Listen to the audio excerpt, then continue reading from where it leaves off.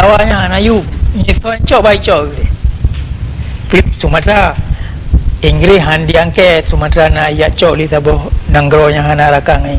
Tapi ni Pulau Jawa ada kuasa lain yang hana ipako hana apa yang jerit. Pakar mana? Sumatera lebih penting mak Jawa dalam strategi Inggeris dalam dunia. And whilst it might be possible that Great Britain should acquire in the transfer of Java to other masters, it would be impossible for England to suffer Aceh to pass into the hands of a strong military power. Pemerintah Inggeris mungkin kepubia punya Jawanya icok le tuan le urumpo yang lain.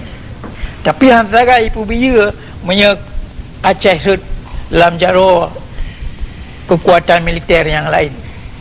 Admiral Sherard Osborne had recently pointed out Tiro Panglima Perang Laut Inggeris Admiral Sherard Osborne kagakun Aceh was a station of extreme importance in maritime strategy.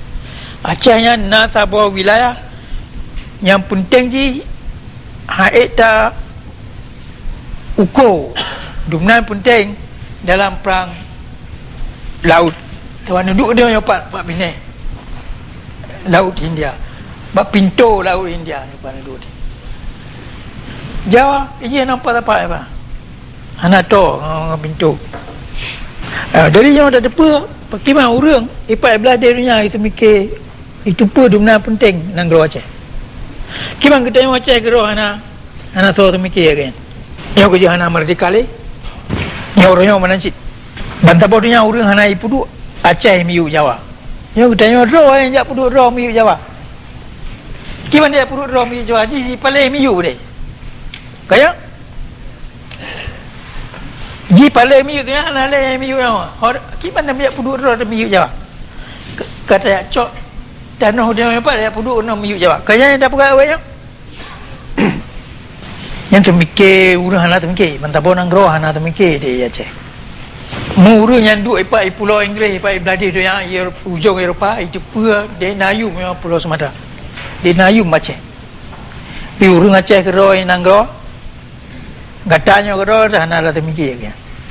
Orang kata kai jajah le Jawa nyo ka put tantang mulai dunia nyo tudang jika tu gedi le thang dia miu Jawa. Karena urang yakun Jawa yang pusat pemerintah begitu. Kiban pusat pemerintah. Kedanya hantum benar dalam sejarah. Dan ni bab pun yang kepuah le Lord Stanley of Alderley nyo ditakun. Ji takun kiban duduk katanya dalam dunia. Jawa hana duduk dalam dunia. Aceh na duduk dalam dunia. Yang duduknya yang mesti dah putun orang.